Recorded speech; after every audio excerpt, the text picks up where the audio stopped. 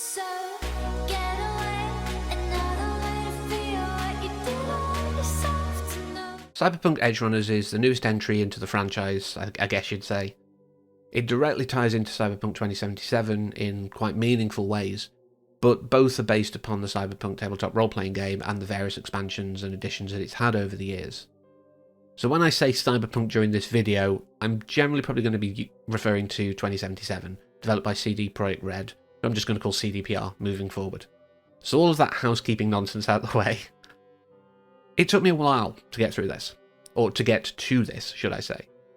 I was playing, I think, the second or third attempt at a run-through. I've only completed it once technically, but I've tried to redo it again, but I just got, I think, Side Quest Hell, as they call it, and just dropped it. But one of the most recent ones before my current playthrough that I'm doing as of recording this was about the time that the Edgerunners update released. And so I thought, well, I should probably watch it, and I watched 2 episodes.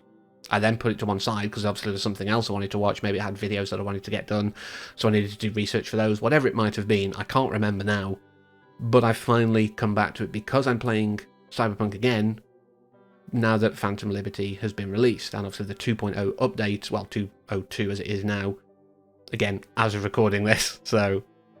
But, you know, with those updates, the massive overhauls, there's links in the perk tree. There's a picture I saw of Rebecca the other day for one of the perks you can get. I was like, I know who that is now. But you can play through the game without having seen Edgerunners. You're just going to miss some of these extra things they put in. And I think it fleshes out the world quite well. Even during my first playthrough, I really appreciated the humanity they gave to the Cyberpsychos. And that's really what this series focuses on. Cyberpsychosis is such a difficult thing. It's very horrific, and it's almost like the more you add to yourself, the more you try and put these enhancements in, the less you are. It actually makes a lot of sense. And the fact they use immunosuppressants, same as in modern transplant situations, it does become quite a heartfelt piece. Whilst it's got some, great moments of violence and great revenge plot and, sort of intrigue and all that kind of stuff that you expect from these kind of very weird transhumanist tales that deal with, the massive divides and corporations taking over. There's still a lot of emotion, there's still a lot of heart. And David's story, even now as I'm talking about it, I'm still affected by it. Because this was just a kid who, very bright. He was in Arasaka Academy, even though it's mostly rich kids. The fact that he was so intelligent is what got him there. His mother's struggling to keep him there because, for one, his attitude, which I think is as much a response to bullying as anything, but obviously also, the costs and things like that of just keeping themselves alive and funding the tuition. It's really hard for her, and that's why she turns to criminal activities. And that, of course, leads to David installing the Sandevistan, which we now have a canonical way of pronouncing it. I think I've said it about 4 different times over my time playing Cyberpunk. Sandevistan, I think, was the one I was going with for a while. But no, apparently it's Sandevistan, and I'm fine with that. Like, whatever the official one is, I'll take it. But that's what starts this whole thing before, again, he adds more and more and more, and becomes a cyberpsycho himself, basically. That end episode, or the last sort of 2, where he is literally, like, being absolutely pumped full of drugs just to stave it off as much as possible so that he can do what he needs to do before he succumbs.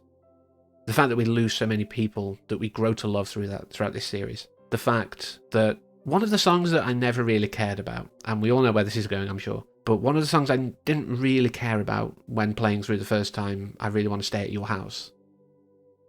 That's being used early on, during the brain dance, but also coming back for the last episode. I was in tears. I was touched by it at first, in the first watching.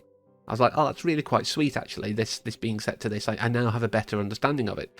And I've seen the memes over the years, like, those who know, those who don't know about the song.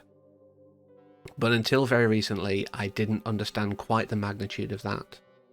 And it's quite interesting that I was made aware of Let's Eat Grandma a while back. There's a great song about shiitake mushrooms.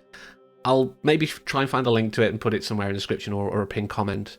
But that was really one of the first things that I got introduced to them through. That was a very interesting piece of music. And there is a song that I've got out there that sort of sounds a bit similar. I did that. It was in my head. I'm sorry. But it's tiny. It's tiny. If you can spot it, well done. But the fact that it's one of them who does that song, and I'm like, yeah, I can see it. I can see the threads. It definitely sounds like that. But that song is now something that means something to me. And to all of us who have played the game and watched Edgerunners. When that comes on, if we're skimming through radio stations while we're cruising through, Pacifica or Arroyo or wherever, if that's one of the things that comes on, either we'll skip it or we'll pull over and have a moment. Because, yeah, this has changed my appreciation of the game. Like, I was partway through. I've literally got to the point where Phantom Liberty can start, and I'm doing some side stuff before I really delve into that. But I was like, let's watch Edgerunners before I go too much further. And now I'm in that world, and I really, again, sympathise with the Cyberpsychos. It's technically a direct choice. It is technically something they've chosen to do, but it's not something that I'm going to blame them for. We all strive to improve ourselves. If we were in this world where we could do it through technology, software, or a combination of both, I think a lot of us would.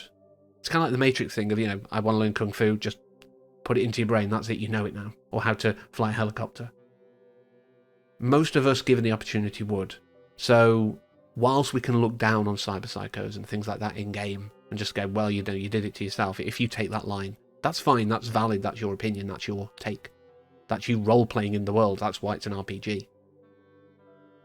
But I have sympathy. They're only trying to do the best. And sometimes they're doing their best because they can't do anything else. This is how they have to compete. We see shards in-game, and stuff's mentioned in the series about how if you're not chipped in a certain way, you're not going to succeed. So there is an element of choice, I think, taken away. But I'm not here to philosophize about the entire world, but I just think it's worth paying attention to, because seeing David's story, it's very easy to understand how people can go from one extreme of just being a kid trying to survive to a cyberpsycho and all of that, all that entails, leaving behind people who are sad but still fulfill their dreams on their behalf.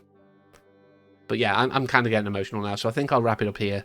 So if you haven't watched it yet, I've tried not to spoil too much. I mean, yeah, okay, you know what happens to David. But still, if you've played the game and you want more of the world, don't sit on this any longer. I sat on it far too long, but don't make my mistake. Go out and watch it right now. And if you've thought about maybe getting the game, watch this. If this world interests you, get the game. Seriously, it's actually playable now. It's brilliant. But yeah, so that's all I want to say about Cyberpunk Edgerunners and Slightly 2077. And like I say, Phantom Liberty update-based review kind of thing will be coming down the line. So thank you very much for joining me, as always, and until next time, take care.